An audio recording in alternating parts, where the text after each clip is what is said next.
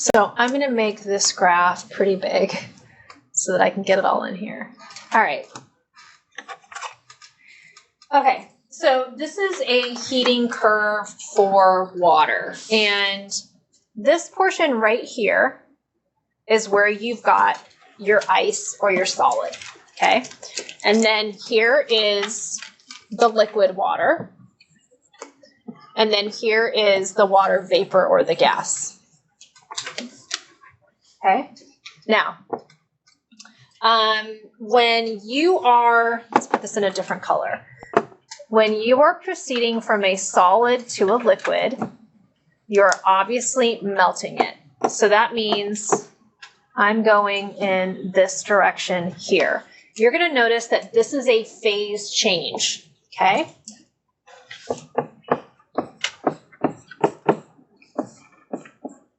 During phase changes, you will notice that the temperature remains constant.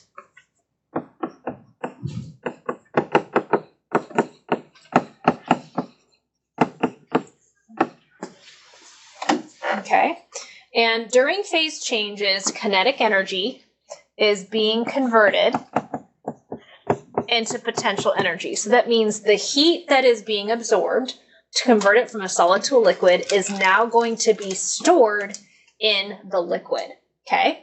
And then when we convert the liquid into a gas through boiling, so that would be moving in this direction, we are also converting kinetic energy into potential energy during this phase change as well.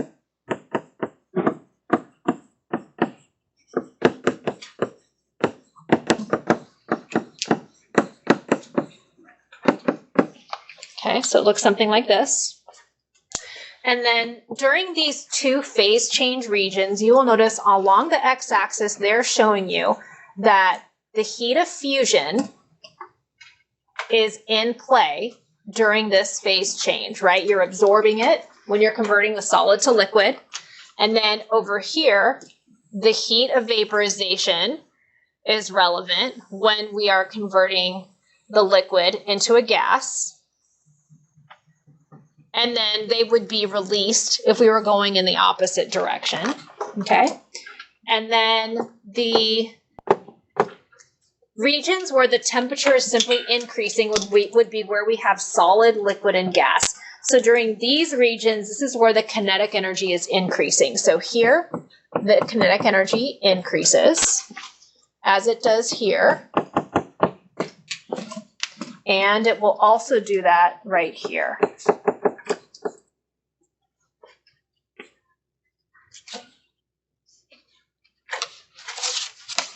So obviously, if we read this in the reverse direction, the kinetic energy would be decreasing during those regions rather than increasing. Okay, so as we proceed in this direction, this would be the endothermic direction because we are absorbing heat energy through that region, as opposed to if I went in the opposite direction, if I read this in this direction, this would be exothermic.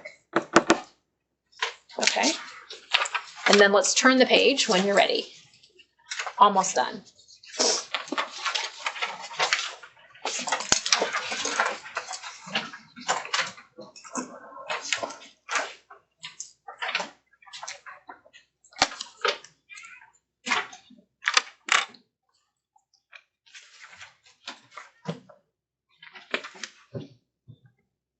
Okay, last page.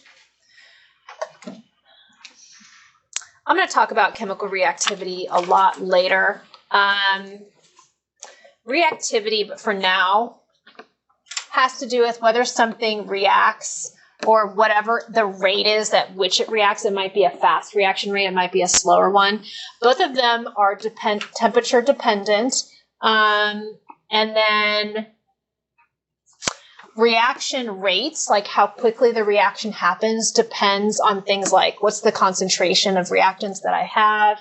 And then generally speaking, chemical reactions happen because the way that the reactants are organized and the potential energy that's present in the products will favor the reactant. So it will, as long as the energy level will drop, that's generally when chemical reactions occur. And then lastly, we've got these two constants here, which are listed in this table.